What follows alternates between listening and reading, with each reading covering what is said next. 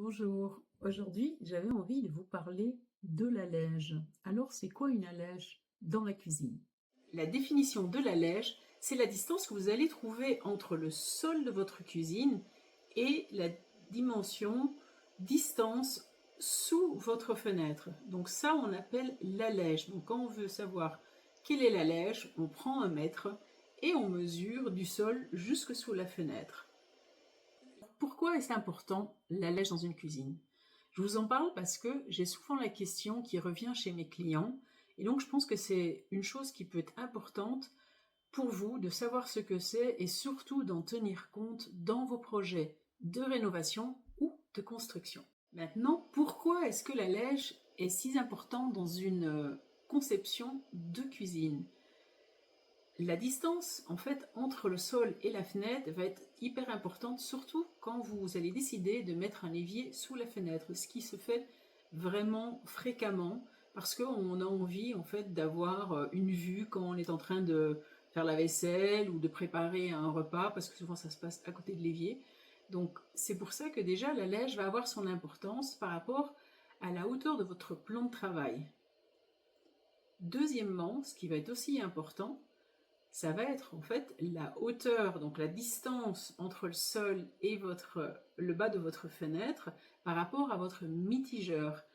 Parce que le choix de votre mitigeur va être décidé par rapport à la fenêtre que vous aurez choisie. Je m'explique. Donc si votre mitigeur il est assez grand, parce que c'est vrai qu'aujourd'hui souvent je vois ça chez mes clients, ils ont envie d'avoir un grand mitigeur qui fait souvent entre 25 et des fois même 30 cm de hauteur. C'est vrai, c'est très joli, mais ça a aussi des inconvénients quand on a une fenêtre au-dessus de l'évier, et surtout si c'est deux vantaux ou un vantau qui s'ouvre. Parce que du coup, on doit tenir compte que l'évier et le mitigeur, en fonction de l'endroit où il va se positionner sous la fenêtre, ne gênera pas l'ouverture de votre fenêtre. Donc, vous aurez compris les deux points importants par rapport à la distance de la lège, donc la distance entre le sol et le bas de votre fenêtre, va être important, premièrement, pour le robinet que vous allez choisir et aussi en fonction des ouvertures de votre fenêtre. Y a-t-il des recommandations par rapport à la hauteur de la lège?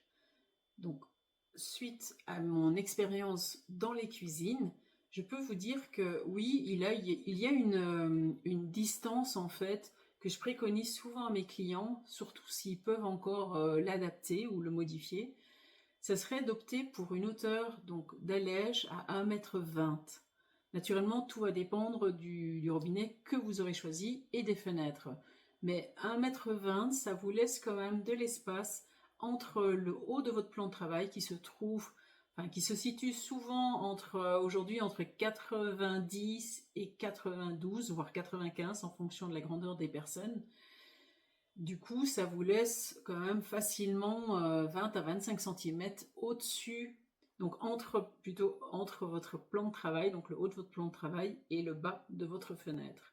Je vous propose des recommandations pour le premier point, donc le robinet. Donc tout d'abord, je pense qu'il peut être important de choisir déjà votre robinet. Donc vous allez peut-être avoir une préférence pour un grand robinet ou un robinet qui est haut, ou peut-être un robinet qui est plus bas.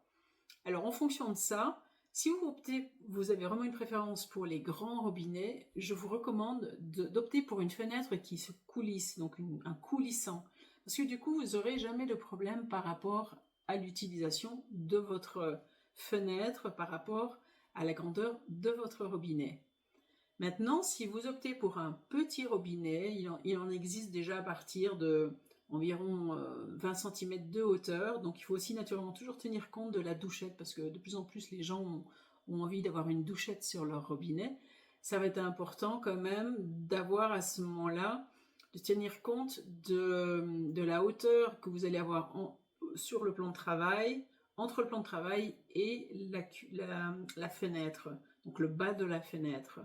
Donc, ou vous optez pour la fenêtre coulissante, ou si vous n'avez pas la possibilité et vous avez des fenêtres en vantaux battants, donc c'est des fenêtres qui s'ouvrent normalement, Essayez de prendre l'option aussi au battant, donc c'est une fenêtre qui peut se basculer. Et sinon, ce qui va être très important, c'est que si vous voulez vraiment avoir l'évier sous la fenêtre, c'est de faire en sorte qu'en fait le mitigeur par rapport à l'évier soit plutôt du côté gauche du vantau, parce que comme ça vous pourrez quand même toujours ouvrir un vantau si besoin, déjà pour aérer la cuisine, et des fois aussi pour pouvoir nettoyer ou pour tout simplement mettre quelque chose sur l'appui de fenêtre, ce qu'on peut faire souvent quand on est en train de cuisiner et qu'un plat, vous voulez le faire refroidir, ou des fois vous avez des épices, donc c'est toujours pratique quand même d'avoir quelque chose qui s'ouvre au-dessus de l'évier. Donc les recommandations pour les ouvertures de fenêtres, donc je vous en ai déjà parlé un peu dans le premier point, donc par rapport au robinet. Personnellement, je préfère toujours opter et proposer à mes clients d'opter pour une fenêtre coulissante parce que ça a vraiment beaucoup d'avantages.